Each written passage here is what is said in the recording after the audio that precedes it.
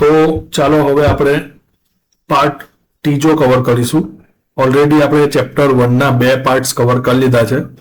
પહેલા પાર્ટ્સમાં આપણે data, information, database શું છે એ બધું કવર કરેલું. બીજા પાર્ટ્સમાં આપણે data model, relational model, flat data model અને પછી ડેટાબેઝના 5 ઇમ્પોર્ટન્ટ એલિમેન્ટ્સ અથવા ઘટકો, table, query, reports, form, macro, આ બધું જોયેલું. હવે ત્રીજા પાર્ટ્સમાં આપણે સેમ્પલ ડેટાબેઝ ક્રિએશન, એમાં એન્ટિટી શું છે, એટ્રીબ્યુટ કોને કહેવાય, અને પછી એના પછી આપણે પ્રાઇમરી કી વિશે સમજીશું, ફોરેન કી, અલ્ટરનેટિવ કી, કેન્ડિડેટ કી, આ બધું આપણે કવર કરીશું. બની શકે કે ઓરિજિનલ જે બુક છે એના કરતાં મારી જે નોટ્સ છે ને એમાં થોડા કન્ટેન્ટ અથવા પેજ વધારે છે. તો એનો મતલબ એવું નથી કે વધારે છે તો એ લાઈક હાર્ડ હશે કે એમાં ઘણું બધું એક્સ્ટ્રા હશે. જે જરૂરી છે એ તો આપણે નોટ્સમાં કવર કરેલા જ છે. તમને વધારે સારી રીતે સમજ પડે કન્સેપ્ટમાં અને હું થોડું ડિટેલમાં તમને એ સમજાવી શકું એટલા માટે મેં મારી નોટ્સમાં એને વધારે એક્સપ્લેન કરવાની ટ્રાય કરી છે. અમુક વર્ડ્સ થોડા રિપીટ થતા હશે, અમુક વર્ડ્સમાં થોડું ગુજરાતી વર્ડ્સના મિસ્ટેક થાય તો એ મેં તમને ઇન્ટ્રોડક્શન વિડીયોમાં પણ કીધું હતું અને હમણાં પણ કહું છું કે એઆઈને કારણે એ છે. બાકી આઈ નો કે ગુજરાતી વર્ડ્સના થોડા મિસ્ટેક્સ છે. તો ચાલુ કરીએ આપણે ત્રીજા પાઠમાં. ત્રીજા પાઠનો જે ટોપિક છે તે છે ભાઈ સેમ્પલ ડેટાબેઝ કેવી રીતે બનાવવો. એટલે સેમ્પલ ડેટાબેઝ આપણે બનાવેલો છે. બુક પ્રમાણે કદાચ સેમ્પલ ડેટાબેઝમાં એ લોકોએ school, student, teacher, subject, class, grade એ બધું ક્લિયર કર્યું છે. મેં મારા એક્ઝામ્પલ પ્રમાણે મેં લાઇબ્રેરીનું એક્ઝામ્પલ લીધું છે કે લાઇબ્રેરી મેનેજમેન્ટ સિસ્ટમ આપણે કેવી રીતે એક સેમ્પલ ડેટાબેઝ તરીકે કવર કરીશું. ઓકે, તો ચાલો ટ્રાય કરીએ. અને બીજી એક વસ્તુ, તમે જાતે જ્યારે સ્ટડી કરો અથવા તમે જાતે જ્યારે રિફર કરો વાંચવાનું, અથવા ઘણા બધા ટીચર્સ બી છે વિડીયો જોનારા, અને નો ડાઉટ્સ અમે ટીચર્સ એકબીજાને હેલ્પ કરીશું તો જ અમારું નોલેજ ઇન્ક્રીમેન્ટ થશે. બની શકે કોઈ કન્સેપ્ટમાં મને નહીં ખબર પડે તો કોઈ ટીચર મને હેલ્પ કરશે. એટલે એવું નહીં સમજતા કે આ ખાલી સ્ટુડન્ટ માટે જ છે. અમે બધા ટીચર્સ બી એકબીજાની આવી રીતે હેલ્પ કરી જ લઈએ છીએ. સ્પેશિયલી એઆઈ આવવાને કારણે વસ્તુ બહુ જલ્દી ચેન્જ થઈ રહી છે. જેમ તમને કહું કે આ નોટ્સ મેં તમને કહું છું કે આ એઆઈની મદદથી બનાવી છે, તો એવા ઘણા બધા એઆઈ ટૂલ્સ ને એઆઈથી એવી બધી વસ્તુ બની રહી છે જે અકલ્પનીય છે. અથવા કહી શકીએ કે જે પહેલાનું માઇન્ડસેટ છે અને જે અત્યારના માઇન્ડસેટ છે એના પ્રમાણે એવું કહેવાય કે એઆઈને કારણે સાચું શું છે અને ખોટું શું છે ને એની સમજ હવે બહુ અઘરી થઈ ગઈ છે. જેનું લાઈવ એક્ઝામ્પલ તમે રોજ ઇન્સ્ટાગ્રામ અને યુટ્યુબ પર એઆઈથી બનાવેલા વિડીયોમાં જોતા જ હશો. 1-2 મિનિટ માટે તમે પણ વિચારશો કે આ એઆઈ વિડીયો નથી, આ રિયલ વિડીયો છે. એવી રીતે નોટ ઓનલી ફોર વિડીયો, કન્ટેન્ટમાં બી એવું જ છે. અને વસ્તુ બહુ ઝડપથી બદલાઈ રહી છે. તો અમને એઝ અ ટીચર આઈ નો કે ઘણીવાર કેવું થાય કે ભાઈ ટીચર થઈને બી શીખે છે, એ શબ્દો મારા માટે અથવા કોઈ બીજા ટીચર માટે કે કોઈના પણ XYZ કોઈના માટે પણ એ સાચો નથી. શીખવાની કોઈ લિમિટ નથી. સ્ટુડન્ટ પણ શીખી શકે, ટીચર પણ શીખી શકે, અને એનો કોઈ ડી-એન્ડ નથી. એવું નથી કે આટલા વર્ષ પછી શીખવાનું બંધ થઈ જાય. હું તો કહીશ લાઈફના છેલ્લા શ્વાસ સુધી કંઈ ને કંઈ શીખતા રહો. આજુબાજુ જોતા રહો, તમને લોકો કંઈ ને કંઈ શીખવાડે જ છે. આ તમને આજે નહીં પણ કાલે ખબર પડશે જ. ઓકે, જે દિવસે શીખવાનું બંધ કરી દેશો ને એ સમજી લો કે જીવન બોરિંગ લાગશે. એટલે શીખો, ડોન્ટ વરી. તો મને એકચ્યુઅલી આ મારે નહીં કહેવું જોઈએ પણ હું તમને કહી રહ્યો છું. મને એક સ્ટુડન્ટે પર્સનલી મેસેજ કરીને એવું કીધું કે સર તમારા વિડીયો એટલા હેલ્પફુલ જ ને કે અમારા ટીચર બી જોતા હોય છે. તો મેં કીધું એમાં કોઈ મોટી વાત નથી. એટલે લાઈક મેં બી ઘણી બધા કન્સેપ્ટ છે જે મને નથી આવતા તો હું બી યુટ્યુબ પરથી જોઈને શીખું છું. તો એવી તો કોઈ ટીચર હશે ને. એટલે જે પણ શીખવાડે એ ટીચર છે. પછી ભલે સ્ટુડન્ટ બી કંઈ નહીં શીખવાડતો મને, તો સ્ટુડન્ટ બી મારા માટે એક ટીચર છે. એમ હું કહેવા માંગુ છું કે આવી રીતે. ચાલો આપણે આઉટ ઓફ ટ્રેક નહીં જતા, આપણે પાછા ટોપિક પર આવી જઈએ. તો પહેલા ચેપ્ટરનો આ ત્રીજો પાર્ટ છે. એમાં આપણે સેમ્પલ ડેટાબેઝ વિશે સમજીશું. તો મેં તમને કીધું તેમ આખો પેરેગ્રાફ જે છે બુક પ્રમાણે એ તમે એકવાર વાંચી લેજો. આના ઉપરથી જ મેં એક સેપરેટ નોટ્સ અહીંયા બનાવી છે જેમાં મેં કી પોઈન્ટ્સ ડાયરેક્ટ સ્ટાર્ટ કર્યું છે. તો સેમ્પલ ડેટાબેઝ, જેને ગુજરાતીમાં શું કહેવાય, નમૂનારૂપ ડેટાબેઝ, એ એક સાદું ઉદાહરણ છે. જો અહીંયા ટાઈપિંગ એટલે AI મિસ્ટેક, સાદું ઉદાહરણ છે જે વડે આપણને DBMS માં ડેટા સ્ટોર, મેનેજ અને તેને મેળવીએ તે સમજીએ. એટલે તમને સેમ્પલ ડેટાબેઝ આપ્યો છે બુક પ્રમાણે અને એમાં આપણે ડેટાબેઝને સમજીએ. આ એક નાનું ડેટાબેઝ હોય છે જેમાં ઓછા ટેબલ હોય અને ફિલ્ડ હોય અને રેકોર્ડ હોય. આ ઉદાહરણથી આપણે વાસ્તવિક ડેટાબેઝ બનાવવાની પ્રક્રિયા સરળતાથી શીખી શકીએ. તો જ્યારે બી ડેટાબેઝ બનાવતા હોય તો પહેલા એનું શું જરૂરી છે? પ્લાનિંગ. ઓબ્વિયસલી કંઈ પણ વસ્તુ કરો તો સ્ટાર્ટિંગમાં તમારે એનું શું કરવું પડે? પ્લાનિંગ. જેટલું સારું પ્લાનિંગ તમે કરશો એટલા એ વસ્તુનું ડેવલપ થવાનું અથવા સક્સેસ જવાના ચાન્સીસ શું થઈ જાય? વધારે થઈ જાય. તો ઓબ્વિયસલી ડેટાબેઝ બનાવવા માટે પહેલા યોગ્ય આયોજન એટલે કે પ્લાનિંગ કરવું પડે અને ડેટાને વ્યવસ્થિત રીતે સ્ટોર તમારે કરવું પડે. ભવિષ્યમાં ડેટા ઉમેરવા, બદલવા અને મેળવવા માટે પણ સરળતા રહે. જેટલું સારું પ્લાનિંગ કરશો તેટલું. અને યોગ્ય ટેબલ અને ફિલ્ડ પસંદ કરશો તો એનાથી ડેટામાં ડુપ્લિકેશન એટલે કે રિડન્ડન્સી થતું નથી. અને કાર્યક્ષમ અને સુરક્ષિત અને વિશ્વસનીય ડેટાબેઝ બનાવવા માટે પણ આ પ્લાનિંગ તમને જરૂરી લાગે. તો સેમ્પલ ડેટાબેઝ બનાવવા માટે નોર્મલી 5 સ્ટેપ હોય. પહેલી આપણે એને રિક્વાયરમેન્ટ સમજવાની કે તમે શેના વિશે ડેટાબેઝ બનાવી રહ્યા છો. અહીંયા મેં મારા એક્ઝામ્પલ પ્રમાણે ડેટાબેઝ જે છે એ લાઇબ્રેરીનું ડેમો ડેટાબેઝ બનાવ્યો છે. એવી રીતે તમારી બુકમાં સ્કૂલનો ડેટાબેઝ કદાચ બનાવ્યો છે. એવી રીતે કોઈ રેસ્ટોરન્ટનો હોય તો એની રિક્વાયરમેન્ટ સમજો કે રેસ્ટોરન્ટની રિક્વાયરમેન્ટ અથવા નીડ શું છે. તમે કોઈ ઈ-કોમર્સ વેબસાઇટનું બનાવો છો તો એની નીડ શું છે. તો પહેલા શું સમજો કે જરૂરિયાત શું છે એ પ્રમાણે. બીજું એની એન્ટિટી શોધો કે કોણ યુઝ કરવાનું છે, કેવી રીતે યુઝ કરવાનું છે. જેવી રીતે લાઇબ્રેરી છે તો લાઇબ્રેરીમાં એન્ટિટી એટલે શું? તો જે બી વસ્તુ જેનાથી તમારી સિસ્ટમ ચાલવાની છે, પછી એ સજીવ હોય કે નિર્જીવ હોય, એક્ઝિસ્ટ કરતું નહીં હોય, ઘણીવાર વર્ચ્યુઅલ બી હોય, તો એને ઇન્ક્લુડ કરવું પડે. તો બુક એક એન્ટિટી છે, મેમ્બર એક એન્ટિટી છે, ઇસ્યુ ડેટ અથવા ઇસ્યુ એવું એક એન્ટિટી છે. ટેબલનું જે નામ આપો ને એ એનું એન્ટિટી થઈ ગયું. તો બીજું શોધવાનું કે એન્ટિટી શું આવશે. ત્રીજું એન્ટિટી પ્રમાણે અંદર એટ્રીબ્યુટ શું આવશે, એના ગુણધર્મ અથવા એની ડેટા ટાઈપ શું આવી શકે. તો દરેક એન્ટિટીની પોતાની એક એટ્રીબ્યુટ હોય. ઓકે, પછી એ બધાને મિક્સ કરીને એક ટેબલ્સ બનાવો. અહીંયા ટેબલ્સ છે, મલ્ટિપલ ટેબલ, એક નહીં બધા, અને બધા ટેબલ મળીને ફાઇનલી શું બને? ડેટાબેઝ. એટલે 5 સ્ટેપ યાદ રાખો ડેટાબેઝ ક્રિએટ કરવાનું. સૌથી પહેલા સમજો કે રિક્વાયરમેન્ટ, શેના વિશે બનાવી રહ્યા છો. બીજું કોના માટે બનાવી રહ્યા છો. પહેલું શેના વિશે બનાવી રહ્યા છો, બીજું કોના માટે બનાવી રહ્યા. ત્રીજું કયા કયા ડેટા આવી શકે. ચોથા એને ટેબલ્સમાં કેવી રીતે ગોઠવી શકે અને એ ટેબલ પ્રમાણે તમારો ફાઇનલ ડેટાબેઝ બનશે. તો આ 5 સ્ટેપ યાદ રાખો. કોઈ બી નમૂના કે કોઈ બી એક સેમ્પલ ડેટાબેઝ તમારે બનાવવું હોય તો આ એક સૌથી વર્સ્ટ છે કે પ્લાનિંગ કરવું હોય તો આવી રીતે તમે પ્લાનિંગ કરી શકો. ચલો, તો પહેલી આવી ગઈ રિક્વાયરમેન્ટ એનાલિસિસ. અગેન કહું છું, જો આ પેરેગ્રાફમાં ઘણું બધું છે. અહીંયા બી આ બધા વસ્તુ એ લોકોએ ફાસ્ટ ડેટાબેઝ અને એટ્રીબ્યુટ સમજાવી દીધા છે. તો તમે ફાસ્ટ ફોરવર્ડમાં જઈ શકો છો, મને કોઈ ઇસ્યુ નથી. પણ મેં તમને કીધું તેમ થોડું ડિટેલમાં સમજો તો વધારે મજા આવશે. તમારા સબ્જેક્ટને વધારે જાણી શકશો. અને જે લોકો લાઈક આગળ જતા આઈટી ફિલ્ડમાં કે CS-માં કે આ ડેટાબેઝમાં પોતાની ફિલ્ડ બનાવવા માંગે છે, ડેટા એનાલિટિક છે કે ડેટા સાયન્ટિસ્ટ છે, તો એ લોકોને આ બધી વસ્તુ ઘણી બધી યુઝફુલ થશે. ઓકે, તો સૌથી પહેલા આપણે ડેટાબેઝ બનાવતા પહેલા એને સમજી લેવું પડે કે આપણે કઈ માહિતી સંગ્રહ કરવાની છે. એટલે એક સારો ડેટાબેઝ હોય તો એમાં પ્લાનિંગ ઇઝ વેરી ઇમ્પોર્ટન્ટ. અને એની માહિતી પણ સાચી અને આપણને સમજ હોવી જોઈએ કે શું બનાવી રહ્યા છે. જેટલું સારું પ્લાનિંગ હશે એટલું કામ આપણું ઇઝી થઈ જશે.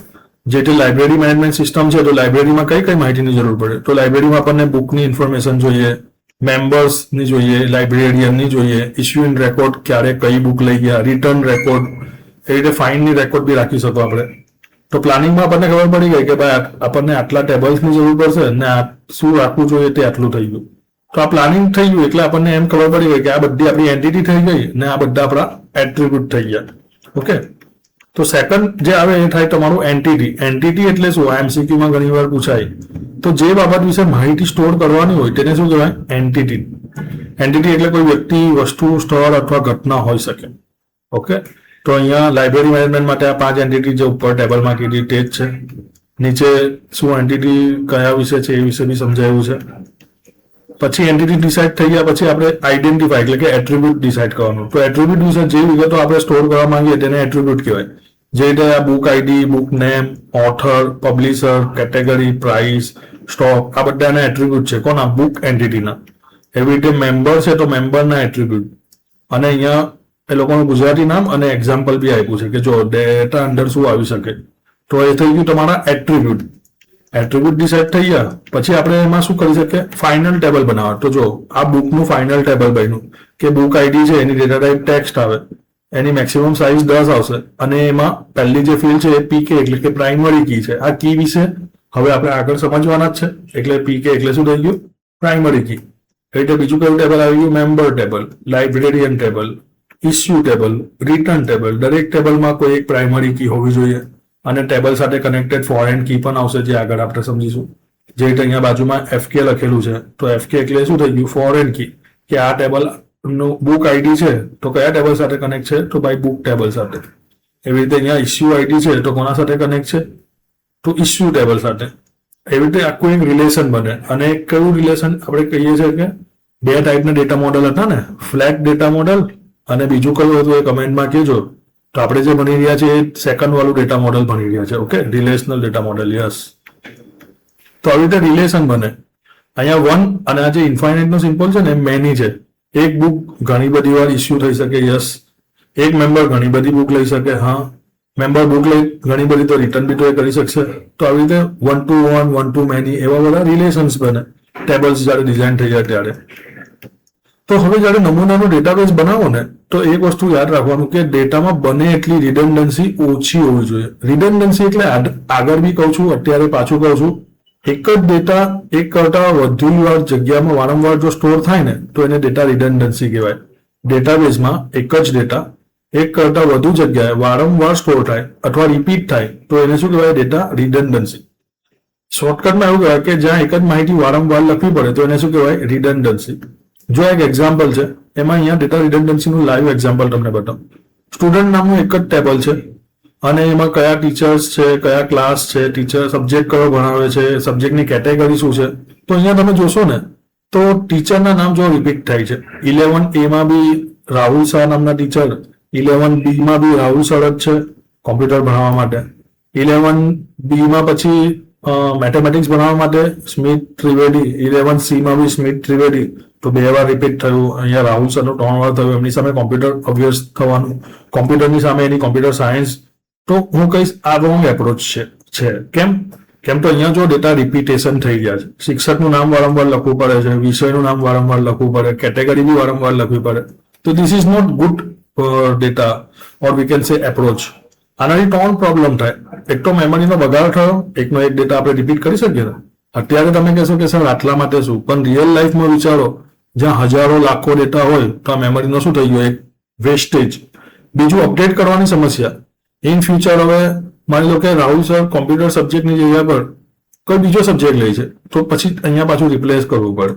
અને કોમ્પ્યુટર સાયન્સની જગ્યા પર માની લો કે એનો કેટેગરી બી પાછું અહીંયા રિપ્લેસ કરવા પડે. તો જો એક જ જગ્યાએ ડેટા બદલી હોય તો બીજી જગ્યાએ ભૂલી જઈએ તો ડેટા શું થઈ કે ઇનકન્સિસ્ટન્સી થઈ જાય. હવે ફોર એક્ઝામ્પલ ભૂલથી મને 2 જગ્યા પર તો અપડેટ થવાનું કહ્યું, કોઈ હવે ટાઈપિંગ મિસ્ટેકના કારણે કદાચ રિપ્લેસ નહીં થયું અથવા મેન્યુઅલી ભૂલી પણ જવાય તો એમાં શું થાય, અપડેટ કરવાની પ્રોબ્લેમ અને ડેટા જાળવણીમાં બગાડ બી થાય, સર્ચ કરવું ને બધું બી શું થઈ જાય, મુશ્કેલ. તો આના માટે એક શબ્દ આવે છે નોર્મલાઇઝેશન. એકચ્યુઅલી આ નોર્મલાઇઝેશન બહુ લાર્જ કન્સેપ્ટ છે. અગર તમારા કોન્ટેક્ટમાં કોઈ સિનિયર્સ હોય જે લોકો આઈટી, બીસીએ, બીટેક એવું કોઈ ફિલ્ડ કરતા હોય તો તમે એ લોકોને પૂછી શકો છો. બાકી મારા ત્યાં તો ઘણા બધા ટ્રેનિંગ લેવા આવે છે બીસીએ, બીએસસી આઈટીના સ્ટુડન્ટ્સ. અને તમારા કોન્ટેક્ટમાં બી કોઈને ઓફલાઈન બીએસસી આઈટી, બીસીએ અથવા કોઈ બી એવા આઈટીના સબ્જેક્ટ, ડિપ્લોમા, કોમ્પ્યુટર સાયન્સ એવાની ટ્રેનિંગ લેવી હોય ઓનલાઈન, ઓફલાઈન, તો તમે મારો કોન્ટેક્ટ ડેફિનેટલી કરાવી શકો છો. મને તો ટ્રેનિંગ આપવી ગમી જ છે અને મને લગભગ 11-12 યર્સનો ટીચિંગ એક્સપિરિયન્સ ને 5 યર્સનો કંપની આઈટી એક્સપિરિયન્સ છે. એટલે તમને એ અહીંયા થોડું આઉટ ઓફ ટ્રેક જતો રહ્યો, પાછું કન્ટિન્યુ આપણે કરીએ. હા, તો નોર્મલાઇઝ વર્ડ આઈ થિંક બુકમાં ખાલી આટલું જ નોર્મલાઇઝ વિશે સમજાયું છે. તો હું તમને ફાસ્ટ સમજાવ્યો કે એકચ્યુઅલી નોર્મલાઇઝેશન એટલે શું. તો નોર્મલાઇઝ એટલે છે કંઈ નહીં, ડેટાને અલગ અલગ ભાગમાં અથવા અલગ અલગ ટુકડામાં વેચી લેવા, એને નોર્મલાઇઝ કહેવાય. બની શકે આ જે ટોપિક છે ને તમારા સિલેબસમાં એટલે કે ટેક્સ્ટ બુક પ્રમાણે એ લોકોએ નથી આપ્યું, ક્યાં તો પછી કદાચ એક શબ્દ આપી દીધો હશે, મને નહીં ખબર, મેં હજુ એને ડિટેલમાં નહીં વાંચ્યું. મેં તમને ડાયરેક્ટ મારી નોટ્સ પ્રમાણે સમજાવું છું.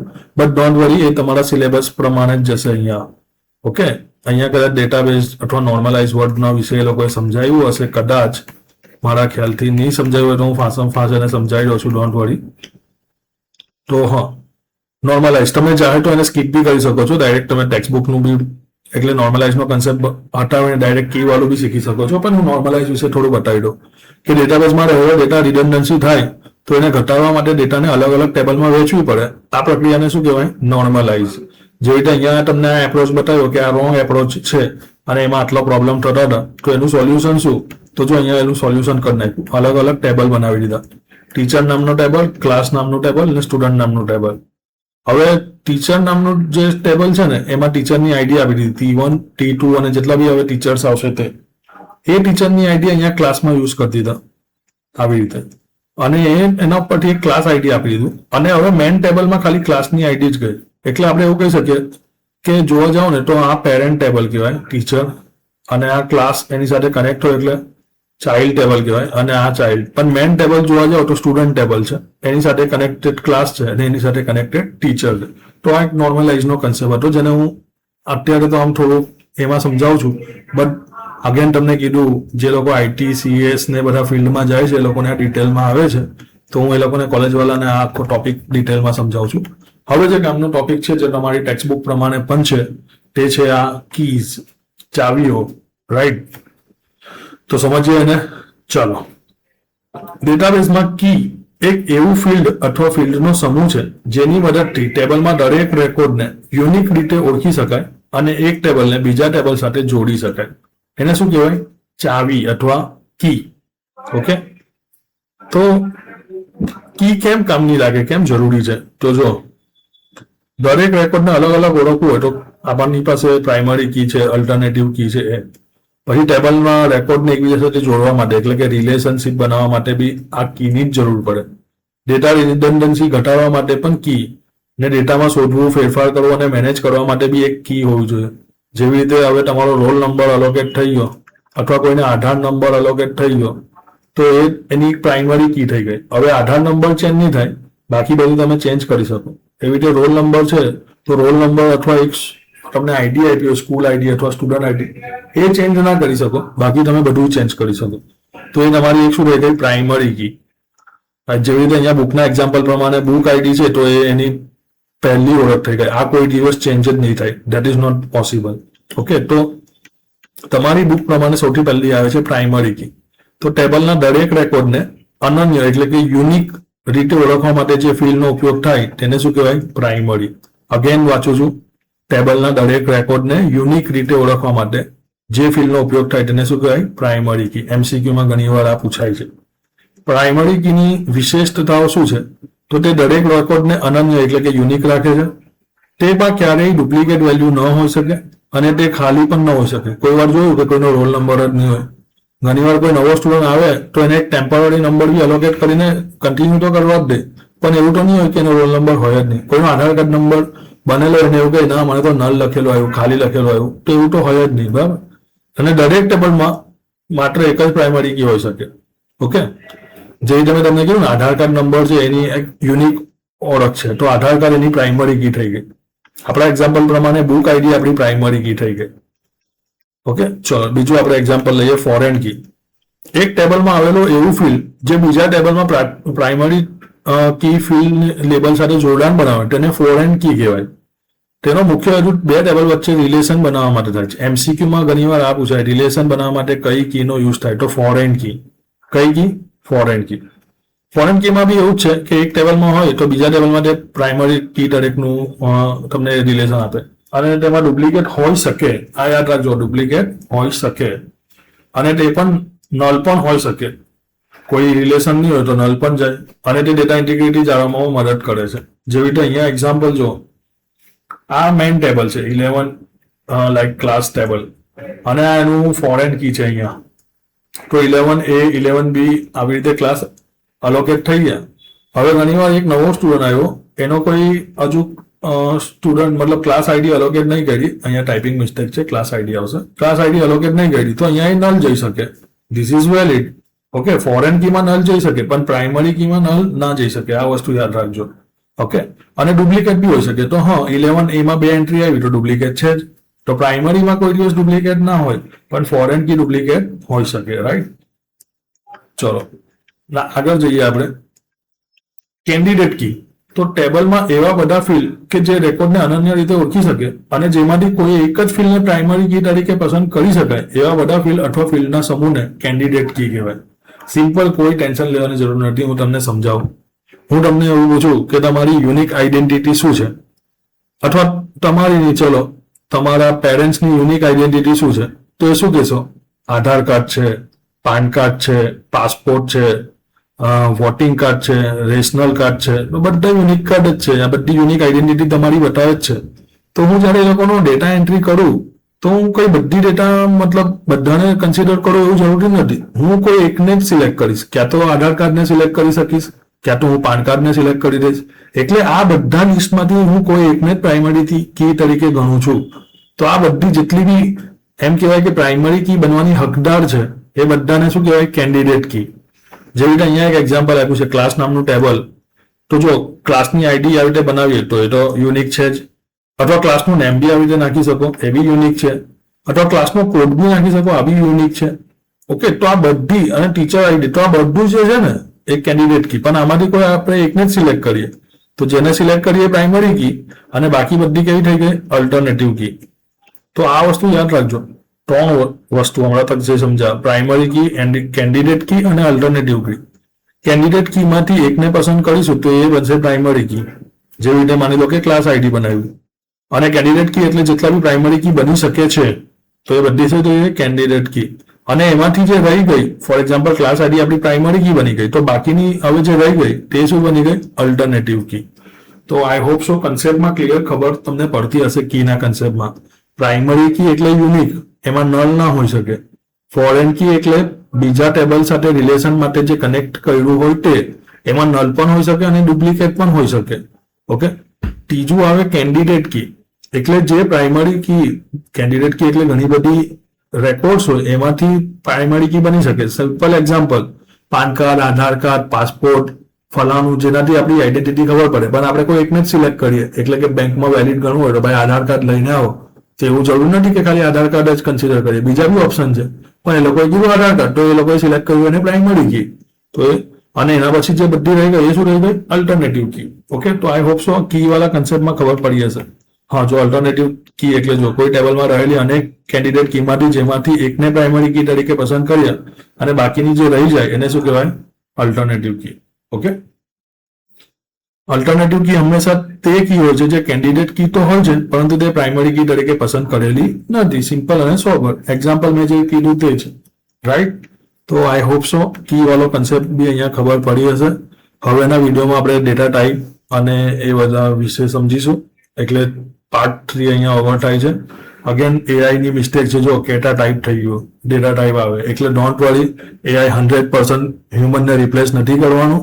એઆઈ ને હ્યુમન ટચઅપ જોઈશે ને જોઈશે જ. મારા ઘણા બધા ITCS ના સ્ટુડન્ટ આ વસ્તુથી બહુ ટેન્શનમાં આવી જાય છે કે સર એઆઈ આવવાથી હવે અમારી ડિમાન્ડ તો ઘટી જવાની છે. પણ 100% એવું સાચું નથી. એઆઈ ની સાથે જ કામ કરવું પડશે. એઆઈ ને દોસ્ત બનાવવું પડશે, દુશ્મન નહીં. હું વેકેશનમાં એઆઈ ના ક્લાસીસ ચાલુ કરું છું અને સારા એવા સ્ટુડન્ટ 10મા 12માના બેઝ પર એઆઈ ના ટૂલ્સ ને બધું શીખે પણ છે. પ્લસ ડિગ્રી બી તમારે શીખવાની. તો અહીંયા પાર્ટ 3 11 ચેપ્ટર નંબર 1 નું ઓવર થાય છે. મળીશું પાર્ટ 4 માં. કોઈ ડાઉટ હોય, કોઈ ક્વેરી હોય તો કમેન્ટમાં કહેજો. Good bye, have a nice day. મળીશું નવા વિડીયોમાં.